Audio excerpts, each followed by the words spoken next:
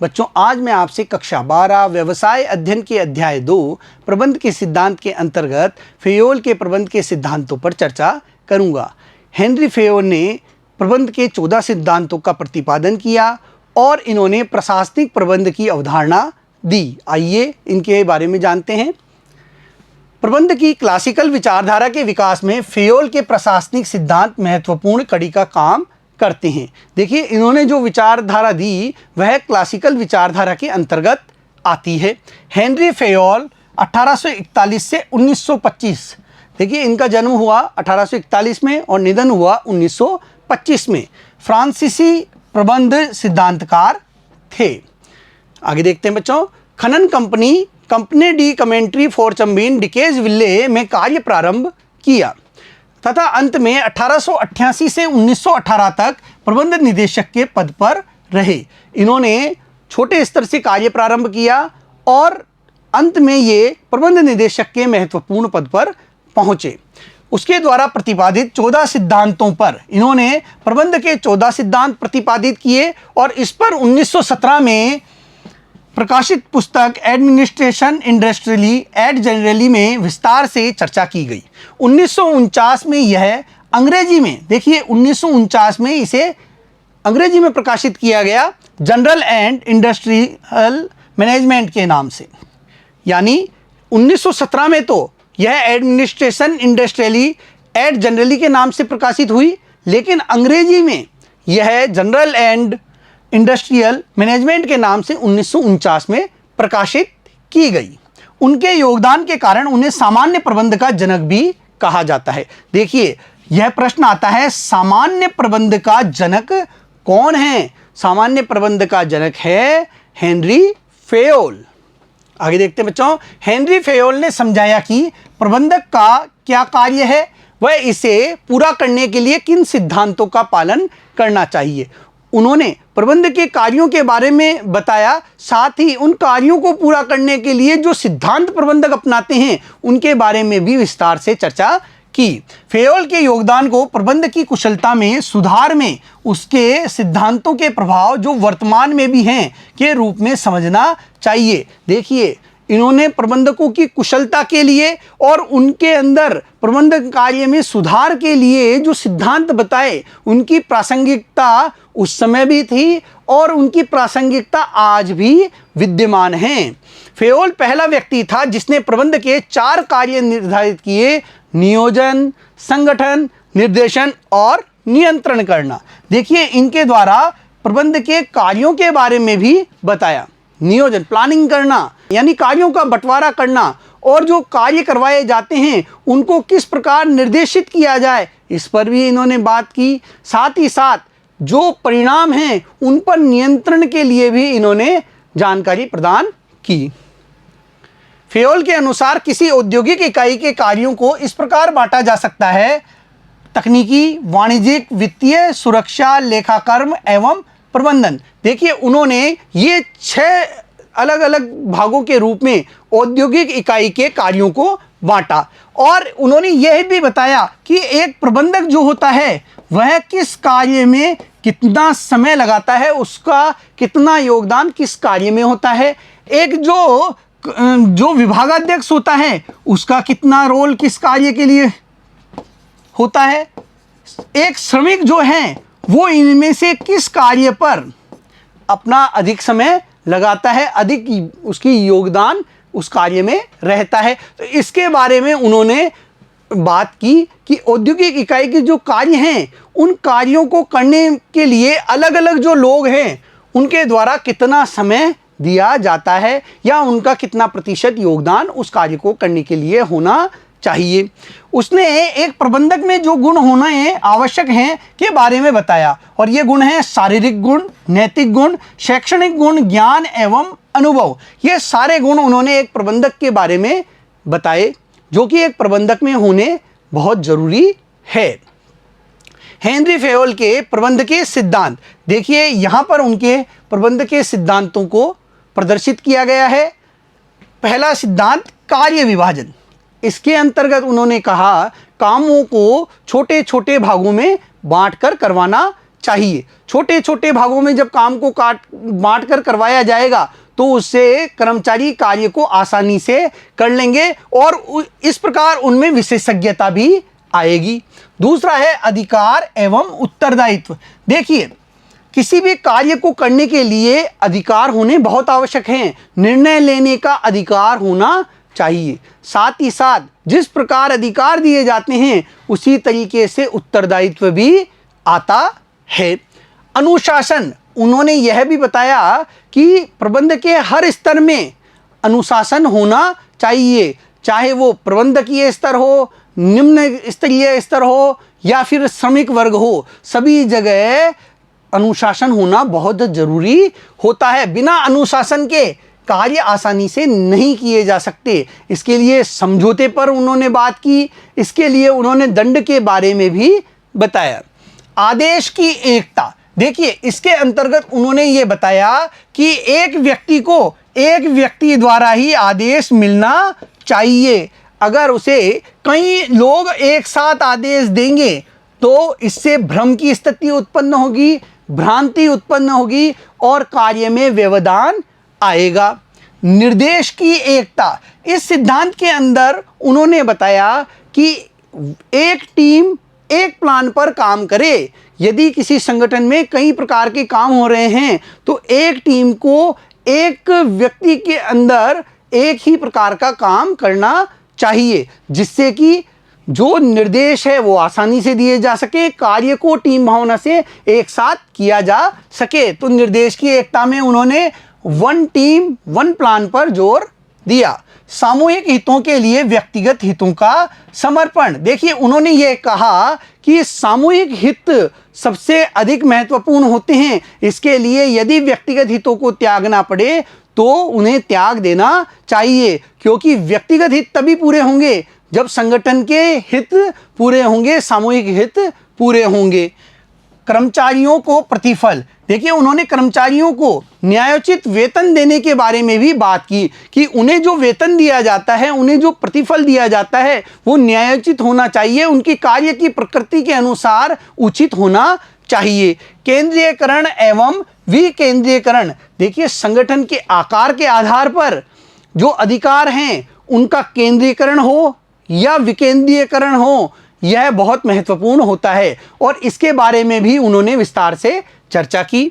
सोपान श्रृंखला, देखो इसके अंतर्गत उन्होंने बताया कि एक जो संगठन होता है उसमें एक सोपान श्रृंखला होती है और अधिकारी और अधीनस्थ को इस औपचारिक सोपान श्रृंखला का, इस श्रृंखला का पालन करना चाहिए। यह संप्रेषण स्तर के औपचारिक श्रृंखला होती है जिसका एक कर्मचारी को भी पालन करना चाहिए, एक अधिकारी को भी पालन करना चाहिए। जो प्रबंधक है उससे आदेश नीचे वाले कर्मचारी को, उससे नीचे, फिर नीचे, फिर नीचे तक पहुंचते हैं। इसी प्रकार कोई सुझाव है तो नीचे से ऊपर जाते हैं।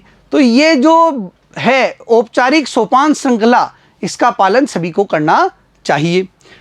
व्यवस्था, देखिए इसके अंतर्गत उन्होंने बताया कि जो व्यक्ति है और जो सामान है वो सही समय पर सही स्थान पर होने चाहिए। सामान इधर उधर बिखरे हुए नहीं होने चाहिए, औजार इधर उधर बिखरे हुए नहीं होने चाहिए और जो व्यक्ति जिस कार्य को करने के लिए है वो उचित समय पर उस कार्य को करने के लिए सही स्थान पर मौजूद हो। यह व्यवस्था के सिद्धांत के अंतर्गत उन्होंने बताया। समता के सिद्धांत के अंतर्गत उन्होंने बताया कि सभी के साथ बिना किसी भेदभाव के व्यवहार किया जाना चाहिए, बिना जाति, धर्म, पंथ के उनके साथ कोई भेदभाव नहीं होना चाहिए। कर्मचारियों की उपयुक्तता, देखिए इसका दूसरा नाम है कार्यकाल की स्थिरता, यानी एक कर्मचारी को कम से कम इतना मौका तो दिया जाना चाहिए कि वह अपनी कुशलता, कार्य कुशलता प्रदर्शित कर सके। उसको अल्प समय के लिए नियुक्ति न देकर इतनी अवधि के लिए नियुक्ति दी जाए ताकि उसकी कुशलता बाहर आ सके, उसके बारे में, उसके कार्यों के बारे में सभी को पता चल सके। तो यह कर्मचारियों की उपयुक्तता के बारे में भी बताता है। पहल क्षमता, देखिए इस सिद्धांत के अंतर्गत उन्होंने यह कहा कि यदि स्वयं प्रेरणा से कोई कर्मचारी आगे कोई पहल करना चाहता है, कोई नया इनोवेशन करना चाहता है, तो उसे मौका दिया जाना चाहिए। इससे प्रेरित होकर अन्य कर्मचारी भी संगठन के लिए अच्छा कार्य करना चाहेंगे। सहयोग की भावना, देखिए इसका दूसरा नाम हम टीम भावना के रूप में भी लेते हैं कि सहयोग की भावना से काम करना चाहिए, एक टीम की भावना से संगठन में काम करना चाहिए। टीम भावना से जब काम होगा तो काम आसानी से होगा, तीव्र गति से किया जा सकेगा। तो ये जो फेयोल के प्रबंध के सिद्धांत थे, अब हम इनके बारे में एक एक करके पढ़ते हैं। आइए प्रारंभ करें कार्य विभाजन से। कार्य विभाजन को करने के लिए कार्य को छोटे छोटे भागों में विभक्त किया जाता है। एक कोई उत्पादन कार्य है, देखिए उत्पादन कार्य है। अब उत्पादन कार्य के लिए कहीं से कच्चा माल मशीन के पास लाना है, फिर मशीन के अंदर डालना है, मशीन को ऑपरेट करना है और उत्पादित माल को फिर किसी जगह रखना है। ये सारे कार्य यदि एक ही व्यक्ति करेगा तो बहुत अधिक उसे गतिविधियां करनी पड़ेगी, बहुत अधिक उसे कार्य करने पड़ेंगे। इसके लिए कच्चा माल लाने के लिए एक व्यक्ति है, दूसरा मशीन ऑपरेट करने के लिए व्यक्ति है, तीसरा उस तैयार माल को स्टोर में ले जाने के लिए है। तो इस प्रकार कार्यों को अलग अलग भागों में बांट देना चाहिए। साथ ही उन्होंने ये भी बताया कि जब एक कार्य को एक व्यक्ति काफ़ी लंबे समय तक करता है तो वह उसमें विशिष्टता प्राप्त कर लेता है। एक व्यक्ति जब मशीन को काफ़ी लंबे समय तक ऑपरेट करता रहेगा तो वह उस मशीन को अच्छे तरीके से ऑपरेट करने लगेगा, वह उसमें कुशल हो जाएगा। प्रत्येक कार्य हेतु एक योग्य व्यक्ति जो प्रशिक्षित विशेषज्ञ है की आवश्यकता होती है। उन्होंने यह भी कहा कि भाई एक जो कार्य होता है उसको करने के लिए प्रशिक्षित व्यक्ति की आवश्यकता होती है जो कि विशेषज्ञ होता है। मशीन ऑपरेट करानी है तो उसके लिए मशीन की जानकारी रखने वाले व्यक्ति को ही उसको सौंपा जाता है। इसी प्रकार कंप्यूटर का जो कार्य है वह करने के लिए कंप्यूटर की जानकारी रखने वाले को ही वह कार्य सौंपा जाता है। लेखांकन का कार्य है तो लेखांकन के बारे में जानकारी रखने वाले अकाउंटेंट CA/CS को ही वह कार्य प्रदान किए जाते हैं। तो प्रशिक्षित विशेषज्ञों की आवश्यकता होती है। इस प्रकार से कार्य विभाजन से विशिष्टीकरण होता है और जब लगातार काफ़ी समय तक एक ही प्रकार का कार्य किया जाता है तो व्यक्ति उसमें विशिष्टता प्राप्त कर लेता है, उसमें और अधिक कुशल हो जाता है। यह विशिष्टीकरण का भी सिद्धांत प्रतिपादित होता है। फेयोल के अनुसार कार्य विभाजन का उद्देश्य एक बार के परिश्रम से अधिक उत्पादन एवं श्रेष्ठ कार्य करना है कि भाई एक बार परिश्रम करके ही अधिक उत्पादन हो जाए और श्रेष्ठ काम हो जाए। और ये तभी संभव है जब कामों का बंटवारा होगा, एक व्यक्ति को एक निश्चित कार्य ही करना होगा, तभी यह संभव है कि वह अधिक उत्पादन भी करेगा और श्रेष्ठ कार्य भी कर सकेगा। विशिष्टीकरण मानवीय शक्ति के उपयोग करने का कुशलतम तरीका है। देखिए जो विशिष्टीकरण है वह मानवीय शक्ति का बहुत अच्छे तरीके से उपयोग करना है। एक व्यक्ति है वह किसी कार्य को 5 वर्षों से कर रहा है, यदि अब उसे कोई अन्य कार्य दे दिया जाएगा, कोई अन्य काम उससे करवाया जाए, अब तक वह मशीन ऑपरेट कर रहा था, आपने 6ठे वर्ष में उसे कंप्यूटर ऑपरेट करने के लिए दे दिया, तो अब वह उस कार्य को आसानी से नहीं कर पाएगा क्योंकि उसने 5 वर्षों तक मशीन को ऑपरेट किया है, वह उसमें कुशल हो गया है, विशेषज्ञ बन गया है। वह अन्य काम को कुशलता से नहीं कर पाएगा, वह उसी कार्य को कुशलता से कर पाएगा जिसको वह काफ़ी लंबे समय से कर रहा था, जिसमें अब वह कुशल हो गया है। इससे उत्पादन अधिक प्रभावी ढंग से और कुशलता से होता है। जब एक व्यक्ति को जो कार्य उससे करवाया जा रहा है जिसमें वह विशेषज्ञ बन गया है, विशिष्टता उसने प्राप्त कर ली है, यदि वही कार्य उससे करवाया जाता है आगे भी तो उत्पादन अधिक प्रभावी ढंग से होगा, समय पर हो पाएगा, वह कुशलता से होगा, कम से कम लागत पर होगा, संसाधनों का भी सही उपयोग होगा, वेस्टेज कम होगी। फेयोल के अनुसार कार्य विभाजन का सिद्धांत सभी क्रियाओं में, चाहे वह प्रबंधकीय हो या तकनीकी समान रूप से लागू किया जाना चाहिए। और जो यह सिद्धांत है कार्य विभाजन का, विशिष्टता का, यह सभी स्तरों पर लागू किया जाना चाहिए। यह प्रबंधकों के लिए भी लागू होता है, श्रमिक वर्ग के लिए भी लागू होना चाहिए, सभी के लिए लागू होना चाहिए। अगला है अधिकार एवं उत्तरदायित्व। देखिए, अधिकारों से तात्पर्य होता है कार्य करने के लिए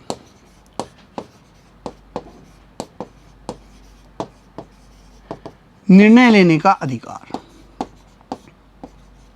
यानी यदि प्रबंधक किसी कार्य को करवाना चाहता है तो उसके पास निर्णय लेने का अधिकार होना चाहिए।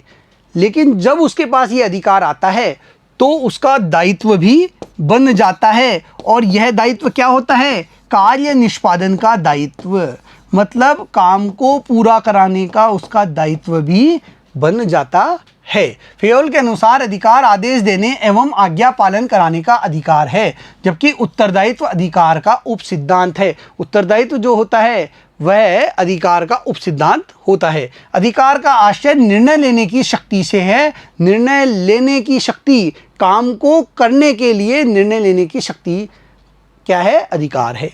तथा उत्तरदायित्व का आशय कार्य करने के संबंध में दायित्व से है और उत्तरदायित्व कार्य निष्पादन के संबंध में होता है।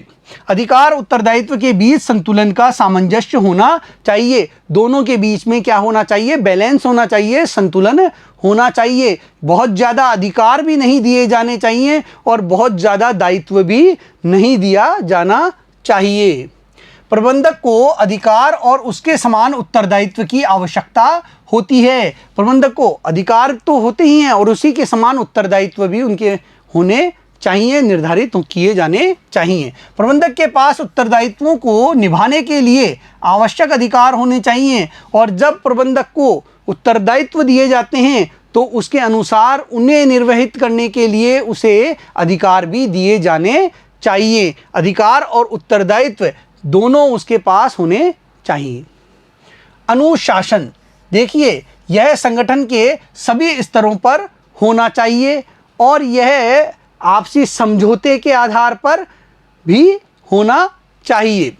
अनुशासन से अभिप्राय संगठन के कार्य करने के लिए आवश्यक नियम व नौकरी की शर्तों के पालन करने से है। एक संगठन में अनुशासन क्या है? संगठन को कार्य करने के लिए जो नियम बनाए गए हैं और जो शर्तें तय की गई है उनका सही तरीके से पालन किया जाए, उन नियमों को माना जाए, उन शर्तों की पालना की जाए। फेयोल के अनुसार अनुशासन के लिए प्रत्येक स्तर पर अच्छे पर्यवेक्षण, स्पष्ट एवं संतोषजनक समझौते एवं दंड के न्यायोचित विधान की आवश्यकता होती है। देखिए, अनुशासन रखने के लिए हर स्तर पर, सबसे बड़ी बात तो यहाँ क्या है? हर स्तर पर अनुशासन हो और हर स्तर पर अच्छे पर्यवेक्षण कि कौन व्यक्ति अनुशासित है, कौन नहीं है, इसका पर्यवेक्षण होना चाहिए। स्पष्ट एवं संतोषजनक समझौते हों कि भाई आपको इन बातों का पालन करना ही चाहिए, आप अगर इनकी पालना नहीं करेंगे तो आपको दंड दिया जाएगा और दंड का भी न्यायोचित विधान होना चाहिए। इसकी आवश्यकता एक संगठन में होती है और यह सभी के लिए समान रूप से लागू होनी चाहिए।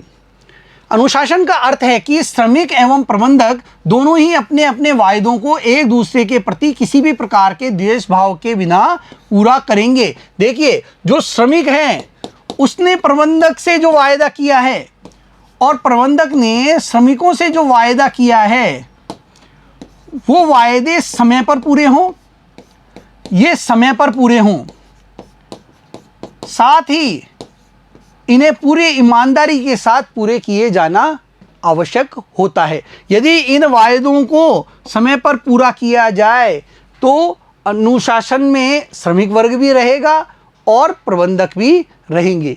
यदि श्रमिक वर्ग अनावश्यक मांगे ना करे, बार बार हड़ताल की धमकी ना दे, क्योंकि उनका वायदा है प्रबंधक से कि निश्चित समय पर उनका वेतन बढ़ेगा, और ऐसी स्थिति में प्रबंधक को चाहिए कि वह वायदे का निर्वहन करे, तो अनुशासन भंग नहीं होगा। आगे देखते हैं बच्चों, आदेश की एकता। देखिए, इस सिद्धांत के अंतर्गत हेनरी फेयोल ने यह बताया कि जो एक कर्मचारी होता है इसे एक ही अधिकारी द्वारा आदेश दिया जाना चाहिए। यदि इस व्यक्ति को अन्य व्यक्तियों द्वारा भी आदेश दिया जाएगा तो क्या होगा, ये भी आदेश दे रहा है, ये भी आदेश दे रहा है और ये भी आदेश दे रहा है, तो ऐसी स्थिति में इस व्यक्ति का क्या है, कार्य प्रभावित होगा। यह अच्छे तरीके से कार्य नहीं कर पाएगा। इसका आदेश अलग है, इसका आदेश अलग है, इसका अलग है, इसका अलग है। ऐसी स्थिति में इसके लिए भ्रम की स्थिति पैदा हो जाएगी कि किसका आदेश माने और किसका आदेश नहीं माने। यदि इसका आदेश मानता है तो इनके आदेशों की अवहेलना होती है, ये अधिकारी नाराज होते हैं। तो ऐसी स्थिति में उनका यह सिद्धांत बताता है कि एक व्यक्ति को एक अधिकारी से ही क्या मिलना चाहिए, आदेश मिलना चाहिए। फेयोल के अनुसार प्रत्येक कर्मचारी का केवल एक ही अधिकारी होना चाहिए। यदि कोई कर्मचारी एक ही समय में दो अधिकारियों से आदेश लेता है तो इसे आदेश की एकता के सिद्धांत का उल्लंघन माना जाएगा। औपचारिक संगठन में कार्यरत व्यक्ति को एक ही अधिकारी से आदेश लेने चाहिए एवं उसी के प्रति उत्तरदायी होना चाहिए। जो औपचारिक संगठन होते हैं उनमें कार्यरत व्यक्ति को एक ही अधिकारी से आदेश लेना चाहिए और उसी के प्रति समर्पित रूप से उसे कार्य करना चाहिए, उसी के प्रति उत्तरदायी भी उसका होना आवश्यक है। इस सिद्धांत का उल्लंघन होता है तो अधिकार प्रभावहीन हो जाते हैं, अनुशासन संकट में आ जाता है, आदेश में व्यवधान पड़ जाता है एवं स्थायित्व को खतरा हो जाता है। देखिए, अनुशासन भी इससे प्रभावित होता है कि अधिकारी किस अधिकारी का एक कर्मचारी कहना माने। यानी एक कर्मचारी को यदि दो अधिकारी आदेश दे रहे हैं और एक के आदेश की उसके द्वारा क्या है, अवहेलना की गई है, तो वह अधिकारी उससे क्या हो जाएगा, नाराज हो जाएगा। इसका कहना नहीं माना, इसका मान लिया, तो ये नाराज हो जाएगा कि इसने मेरी बात नहीं मानी। और ऐसी स्थिति में क्या होगा, यहाँ पर व्यवसाय में व्यवधान भी आएगा। इससे उत्तरदायित्व निर्धारण में भी सहायता मिलती है। और जब एक व्यक्ति ही उसे आदेश दे रहा है और उसी के आदेशों के प्रति वह उत्तरदायी है तो ऐसी स्थिति में उत्तरदायित्व निर्धारण में भी सहायता मिलती है। आगे देखते हैं बच्चों, निर्देश की एकता। देखिए, हेनरी फेयोल ने इसके बारे में बताया कि एक जो संगठन होता है उसमें कई प्रकार की गतिविधियां होती हैं, कई प्रकार की गतिविधियां एक संगठन में की जाती है। ऐसी स्थिति में एक गतिविधि के लिए एक अध्यक्ष हो और उसके अंतर्गत जो भी अलग अलग समूह कार्य करते हैं उनके लिए एक योजना होनी चाहिए और उन्हें निर्देश प्रदान करने का काम इस अध्यक्ष द्वारा किया जाना चाहिए।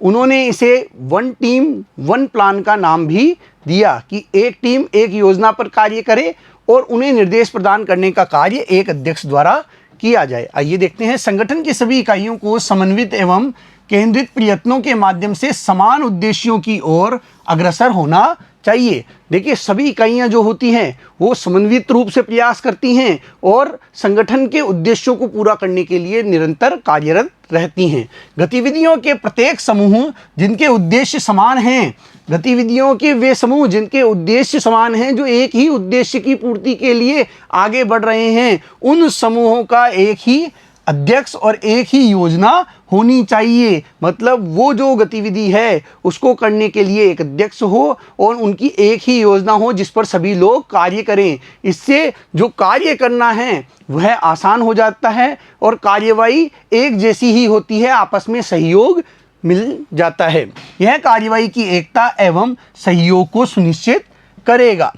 देखिए, इससे कार्यवाही की एकता होती है और आपस में भी जो टीम है वो एक सहयोग की भावना से काम करती है, क्योंकि उद्देश्य को पूरा करने की जिम्मेदारी टीम की होती है। यदि एक आदमी नहीं आया है टीम में से तो उसका कार्य दूसरा व्यक्ति कर लेता है। तो इस प्रकार उस योजना को पूरा करना है और अध्यक्ष जैसा निर्देश देता है वैसे ही वह टीम कार्य करती है, वो समूह कार्य करता है। आगे देखते हैं, आदेश की एकता और निर्देश की एकता में अंतर। देखिए बच्चों, हमने देखा था अर्थ के आधार पर कि जो आदेश की एकता होती है उसमें अधीनस्थ को एक ही अधिकारी से आदेश मिलने चाहिए। यदि वह कई अधिकारियों से आदेश लेगा तो भ्रम और भ्रांति की स्थिति उत्पन्न हो जाती है। किसी भी अधीनस्थ को एक ही अधिकारी से आदेश प्राप्त करने चाहिए एवं उसी के प्रति उत्तरदायी होना चाहिए, और उसे भी, अधीनस्थ को भी अपने उसी अधिकारी के प्रति उत्तरदायी होना चाहिए।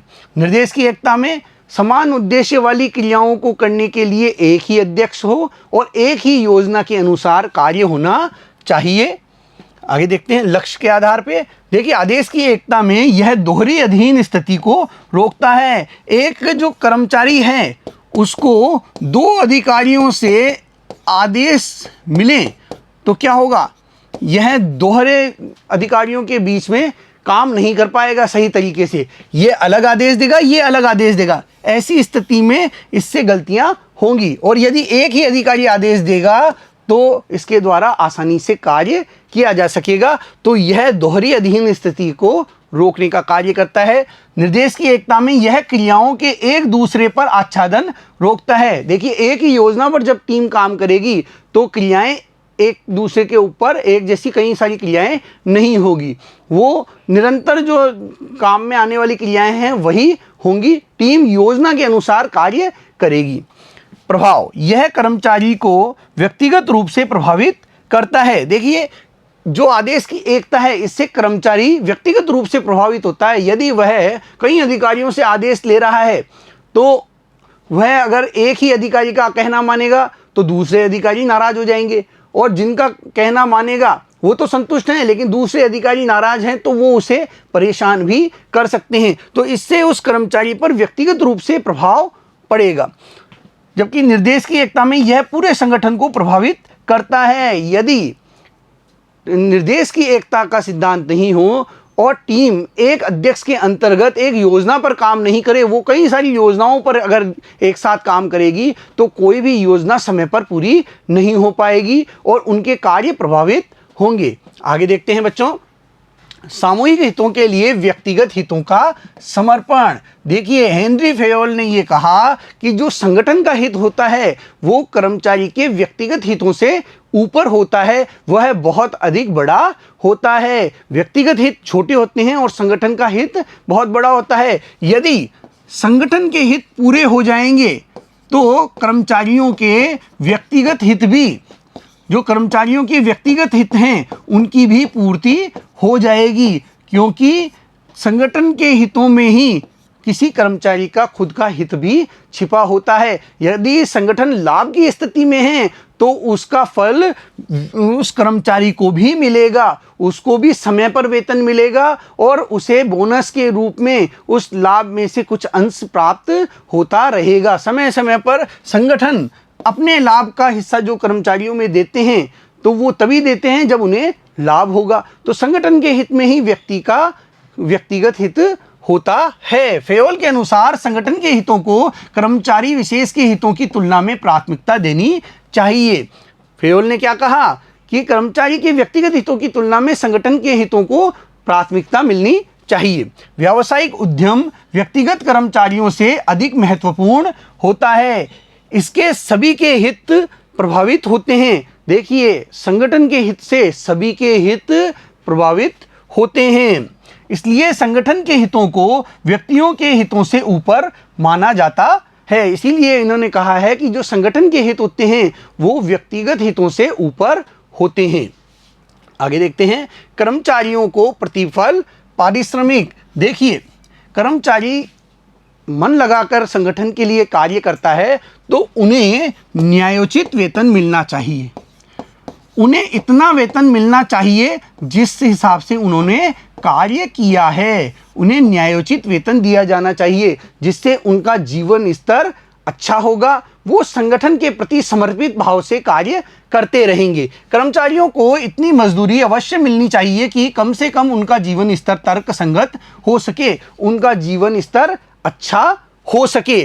प्रतिफल न्यायोचित होना चाहिए, इससे अनुकूल वातावरण बनेगा। जो संगठन अपने कर्मचारियों को अच्छा पारिश्रमिक देते हैं तो कर्मचारी उस संगठन के प्रति वफादार होकर, निष्ठावान होकर कार्य करते हैं, उसके उद्देश्यों की पूर्ति के लिए कार्य करते हैं, ये बताया हेनरी फेयोल ने। एवं कर्मचारी तथा प्रबंध के बीच संबंध भी सुमधुर रहेंगे।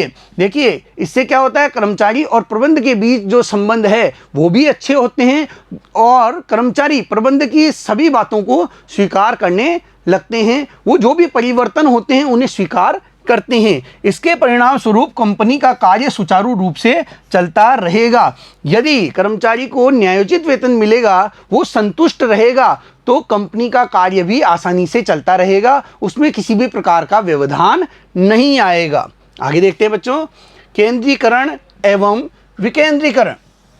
देखिए बच्चों, यह एक व्यवसाय के आकार पर निर्भर करता है कि उसके जो कर्मचारियों को अधिकार मिलेंगे वो विकेंद्रीकृत प्रणाली से मिलेंगे या केंद्रीकृत प्रणाली से, एक के पास ही वो अधिकार रहेंगे। देखिए, कोई भी जो छोटा उपक्रम होता है, जैसे एकांकी व्यापार, इसके अंदर एक ही व्यक्ति होता है, तो यहाँ केंद्रीकृत प्रणाली देखने को मिलती है। लेकिन जहाँ पर व्यवसाय का आकार बहुत बड़ा होता है, वहाँ पर निर्णय लेने के अधिकार कई लोगों के पास बट जाते हैं और ये कई लोगों के पास पहुँचते पहुँचते निम्नतर स्तर के प्रबंधकों तक भी ये अधिकार पहुँचते हैं। यह होती है विकेंद्रीकृत प्रणाली। देखिए, केंद्रीकृत प्रणाली में तो एक के पास ही अधिकार हैं और विकेंद्रीकृत प्रणाली में जो निर्णय लेने का अधिकार है वह कई लोगों के पास होता है। सबको निर्णय लेने का अधिकार होता है अपने कार्य से संबंधित, लेकिन जो महत्वपूर्ण निर्णय होते हैं वो उच्च प्रबंध द्वारा ही लिए जाते हैं, वो विकेंद्रीकृत प्रणाली द्वारा सब में नहीं बांटे जाते। आइए देखते हैं, केंद्रीकरण के अंतर्गत सभी महत्वपूर्ण निर्णय उच्च प्रबंधकों द्वारा लिए जाते हैं। देखिए, केंद्रीकृत प्रणाली में क्या है, सभी महत्वपूर्ण निर्णय जो हैं वो उच्च प्रबंधकों द्वारा लिए जाते हैं, जबकि विकेंद्रीकरण के अंतर्गत निर्णय लेने का अधिकार निम्न स्तर तक फैला होता है। और विकेंद्रीकरण में यह जो अधिकार है, निर्णय लेने का अधिकार, यह सभी के पास होता है, निम्नतर स्तर तक भी यह फैला होता है। सभी अपने कार्यों से संबंधित निर्णय लेते हैं। इनके बीच उचित संतुलन होना चाहिए और इनके बीच में उचित संतुलन स्थापित किया जाना चाहिए, क्योंकि कोई संगठन पूर्णतया केंद्रीकृत व विकेंद्रीकृत नहीं हो सकता। कोई भी संगठन ऐसा नहीं है जो पूर्णतया केंद्रीकृत हो और पूर्णतया विकेंद्रीकृत हो, क्योंकि कई महत्वपूर्ण निर्णय ऐसे होते हैं जो कि संस्था के उच्च प्रबंधकों द्वारा लिए जाते हैं और उन्हें अन्य कर्मचारियों में उन अधिकारों को नहीं बांटा जाता, जबकि जो सामान्य अधिकार होते हैं वो कई कर्मचारियों में बटे होते हैं। बच्चों, आज इस वीडियो में हमने हेनरी फेयोल के कुछ महत्वपूर्ण सिद्धांतों को देखा। अगले वीडियो में हम शेष सिद्धांतों के बारे में चर्चा करेंगे। तब तक के लिए धन्यवाद।